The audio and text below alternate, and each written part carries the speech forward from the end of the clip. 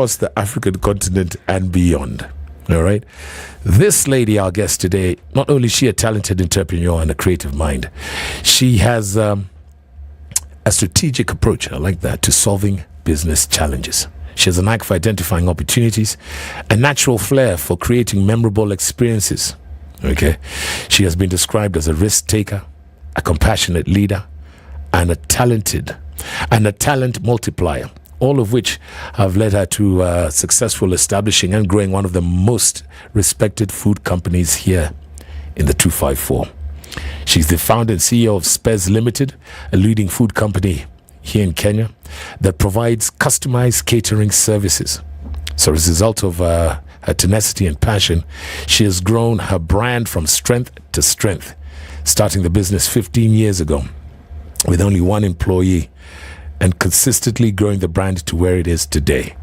A highly respected business with several employees, serving high-profile individuals and most premium blue-chip corporations here in Kenya, including Safaricom, General Electric, McKinsey, ABSA, IBM, Stanbic Bank, amongst others. All right? You know what? She's a beneficiary of the highly coveted Launch and Grow Scholarship by Babson College.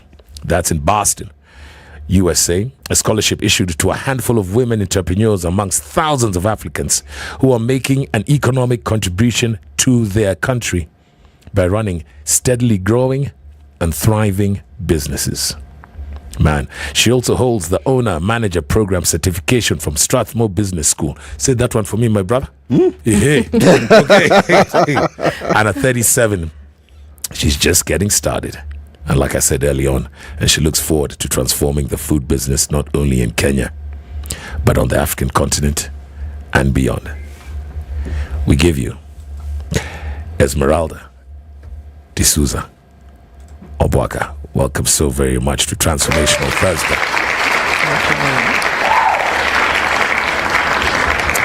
All right, Esmeralda, I'm doing the quick math. 15 years ago, you started. So one never asks lady age.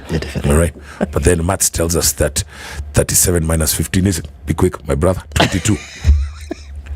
22 people are still generally, I mean, you've just finished Campo. All right. And you're trying to, you're like done with that. Let's chill for a second before we really get started to the business of making money. First thing most people try to do is just go get into employment. Why did you just straight off the boat, biashara at 22? So my company is officially 15 years old. Right. However, I actually started business when I was 19. What's wrong with you? A mix of ambition and responsibility. Okay. So I had my son when I was 19. Right. And I kicked into responsibility mode in terms of I knew there were going to be bills to pay. Right. I didn't want the burden to be fully on my parents. Right. So I needed to, make a source of income. Right. So before I actually landed on catering, I did a couple of things. At that time, a couple of my friends were going out to uni abroad. Yes. So I sent them with, Masai jewelry and stuff. Oh. Half of them never sent the money back. Right. Are they still friends? Yes, they are. A few of them are. I did buying and selling of secondhand books. I did a bunch of stuff before I settled on, okay, I'm in the house. Let me figure out what I can use in this space. And because both my parents are really good cooks, I said, okay, let me try something around food. And one thing led to the other and started off with cakes initially.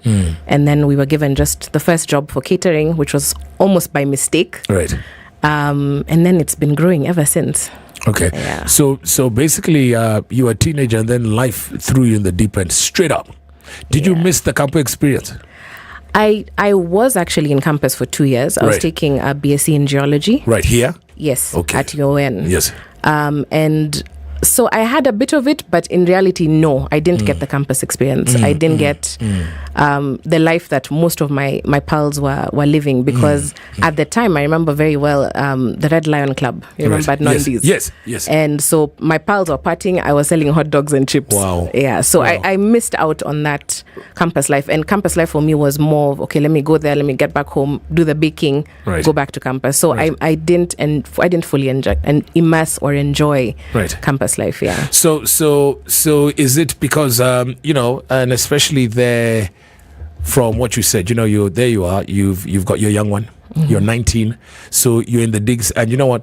Chiles tend to gravitate towards the Zacks, and then vice versa. So who's on who told you now focus? Is it yourself? Ama mother is like, hey, where? Now you're going to be. I'm a grandmother. You're a mom. Let's get on the straight and narrow, and let's put our head down. Pay it forward. Actually, my parents didn't give me any pressure at all. Yeah. I was a leader. I've been a leader all my life. I like that. Head girl several times in different places. Yeah. So they didn't give me the pressure. My parents were really supportive throughout the whole period of time. And so it was more of just, okay, like, I knew that this was not the correct timing. This is not exactly how life is supposed to work out. Sure. What can I do? Right.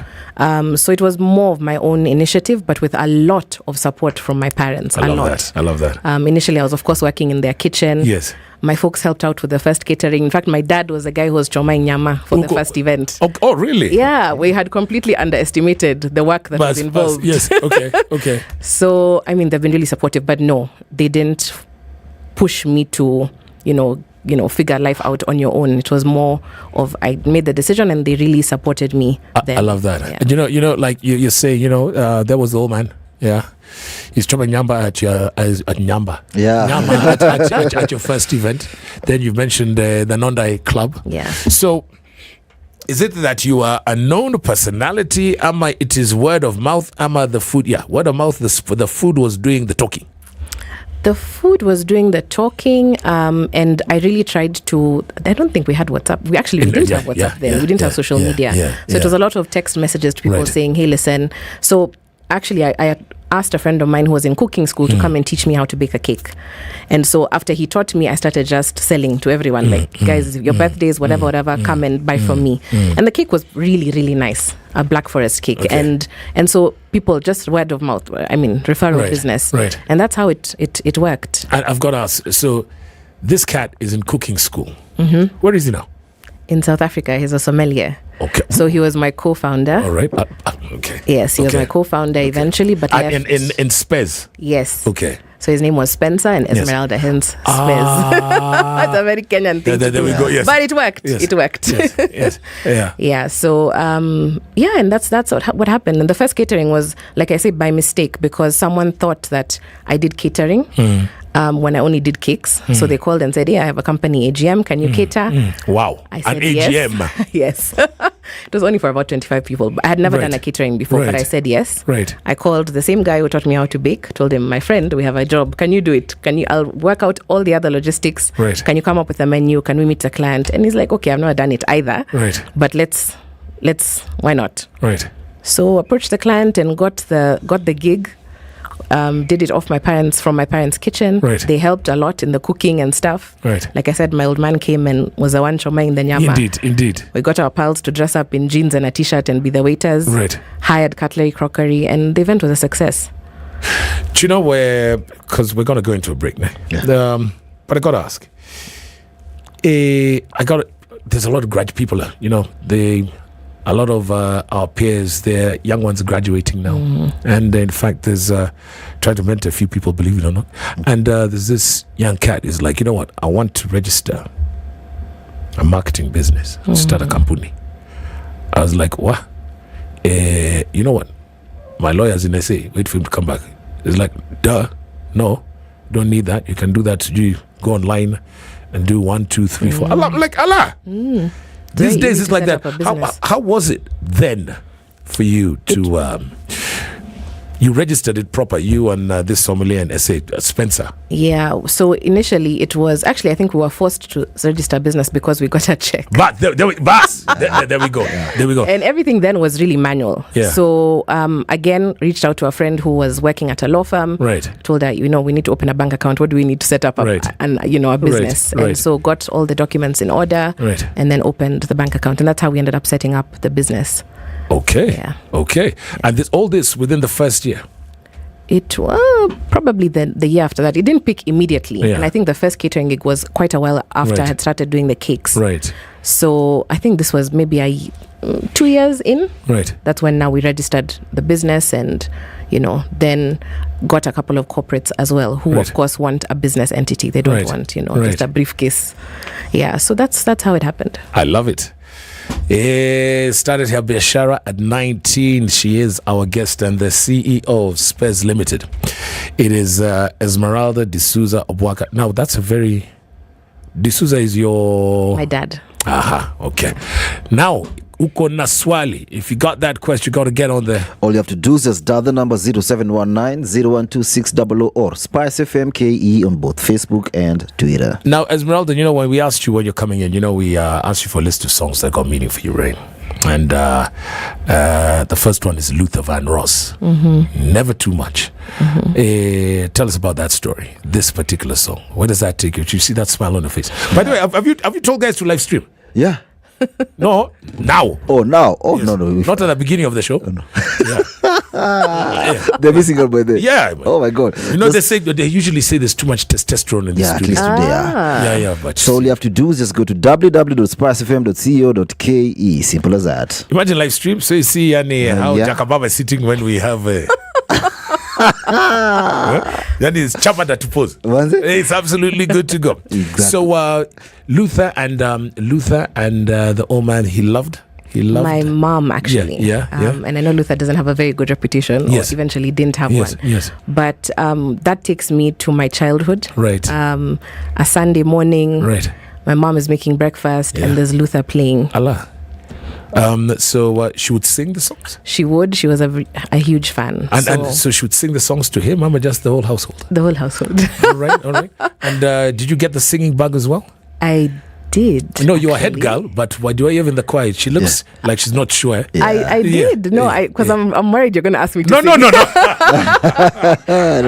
Yes, I was a singer. And actually, that's how I met my husband. Okay. In the choir? No. We did a little singing group back in the day. Allah! You guys were loose. Let's say Five Alive. Yeah, I'm a Sauti Soul. We were called Kilikali. My friend. I get the Kali. What is Kili? Kilimani. Of course. Kilimani Kali. Kilimani ni Kali. And I was in the musical as well. So yes, I was a singer. Musical, the one at Phoenix Players at St. Mary's, and then with a company whose name I've forgotten. There were years when they used to do the musicals. Yes. At the Bremen. Exactly. So you were in Saints? Yes. We stand for God and for... Were you head girl? I was. What, Jesus? Here we go. Esmeralda De Souza Obwaka. This one is to the folks, to dear mama. Yes. It's Luther.